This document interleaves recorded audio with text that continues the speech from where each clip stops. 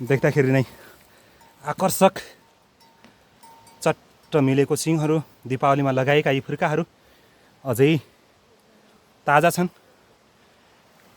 मजाले मस्त रूपमा घाम तापिरहेका छन्। उत्तिस यो चाहिँ यताको घनघोर जङ्गलमा अहिले यात्रा गरिरहेका छौँ। यतातिर उत्तिस्यानी र सल्लाहका बोटाहरूले एकदम मनोरम छ यो ठाउँ। यात्रा रमाइलो छ। रमाइलो सँगसँगै धुलाम्मे पनि छ। अलिकता सुन्दर छ, हरियाली छ, लगायत यताको प्राकृतिक सुन्दरताले गर्दा यो यात्रालाई अझै मनोरम बनाएको छ।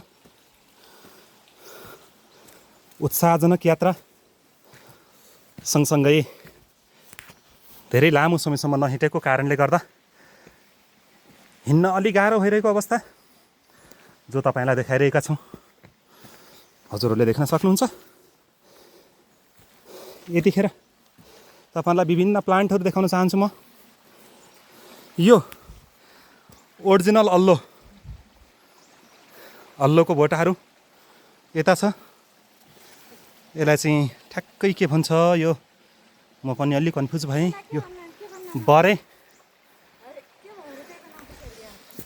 अनि यो चाहिँ किनबेडाका बोटहरू रहेको छ।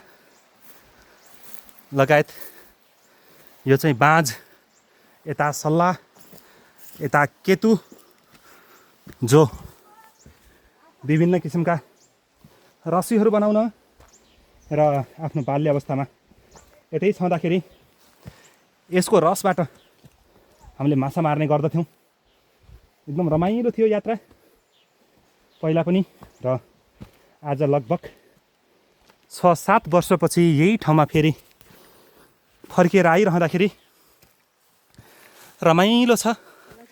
यतातिर देखिरहेका यी दानाहरू म हजुरलाई देखाउन चाहन्छु। यो मेल हो यो, र यो चाहिँ डाले घाँसहरू, जसलाई हाम्रो भाषामा यतातिर भेल भनिन्छ। यो पैँयो, सल्लाह, लगायत यतातिर यहाँनिर देखिने तिमुर, जुन हामीलाई हरेक पटक र छुट्टै स्वाद बनाउने एउटा प्लान्ट हो यो, जुन यो ठाउँमा हामीले जताततै देख्न सक्छौँ। यसको खेती नै देख्न सक्छौँ अलि माथि गइसकेपछि। यो एकदम लेकाली एरिया, हेर्नलाई ठाउँ म हजुरहरूलाई देखाउन गइरहेको छु। यो चाहिँ पुर्खाहरूको व्यापार गर्ने ठाउँ रहेको थियो रे। अब केवल यो स्मरण, यो एउटा इतिहास जस्तै मात्रै रहेको छ। यतातिर यो पुरै जङ्गल र बाँझो जमिन रहेको छ।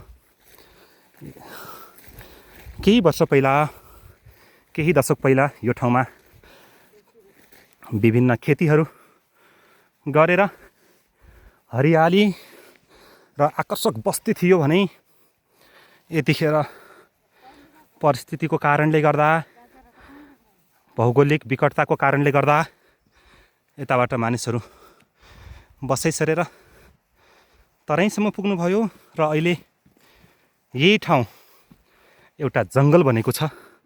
हामी देख्न सक्छौँ। यात्रा रमाइलो छ। यात्रुहरू एकदम रमाइलो यात्रासँगै हातमा ज्याकेट, काँधमा झोला, टाउकोमा टोपी र आँखामा चस्माका साथमा, र अलिकता हिँड्दै गर्दाखेरि गर्मी पनि सुरु भयो। अब उकालो लामो छ अझै फेरि। यात्रा रमाइलो छ। यतिखेर मैले हजुरलाई देखाइरहेँ एकदमै बहुमूल्य जडीबुटी अन्तर्गत पर्ने यो चाहिँ तिमुरको बोटा प्रत्यक्ष रूपमा मैले हजुरहरूलाई देखाएँ। यतिखेर यताका व्यक्तित्वहरू यसलाई केही कुराहरू टिपिसक्नु भएको छ भने केही रहेको कुराहरू मात्र यसमा केही थोरै मात्रै फलहरू देखिन्छ। एकदम लटरम्म फलेको जस्तो देखिन्छ र यसलाई व्यक्तित्वहरूले अलरेडी टिपिसकेको जस्तो देखिन्छ। एकदम रमाइलो छ यात्रा। हजुरहरूलाई आजको दिउँसभरि विभिन्न ठाउँहरूको रमाइलो यात्रा सँगसँगै आज दिउँसभरि भेटघाट कार्यक्रम, आफन्तजनहरूलाई भेट्ने कार्यक्रम रहेको छ र साँझपख पूजा कार्यक्रम रहेको छ भने भोलि बिहानै रमाइलो यात्रा फेरि सुरु हुनेछ धनगढीसम्मको लागि। र यतिखेर हामी यो यात्रा गरिरहने क्रममा यो रमाइलो डाँडा काँडा, लेक, हरियाली जङ्गल, बिहान पखको सूर्यको चम्किलो किरणहरूले गर्दाखेरि यहाँको भौगोलिक सुन्दरतालाई अझै मनोरम बनाएको छ। विभिन्न जङ्गली जनावरहरू बस्ने पहाडीपट्टि यो देखिएको यो ठाउँ एकदम रमाइलो छ। यो आकर्षक देखिने प्लान्ट लगभग अहिले मेरो नजरमा पर्दै गर्दाखेरि यो लोप भइसकेको प्लान्ट, जस्तै हामीले थकाइल अथवा छकाइल भन्ने गर्दथ्यौँ, यतातिर यो अल्लो एकदम फुलेको छ। यस्तो देखिन्छ यसको दाना। यसैबाट बिउ झरेर फेरि पुनः प्लान्टहरू सुरु हुन्छ। यो उन्यु,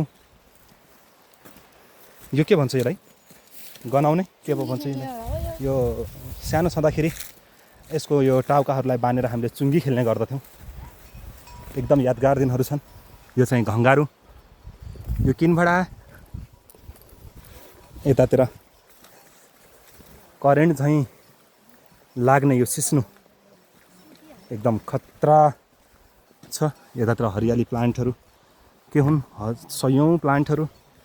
यतातिर यो देखिने एकदम ओरिजिनल सिस्नु, छुँदाखेरि करेन्ट लाग्ने प्लान्ट।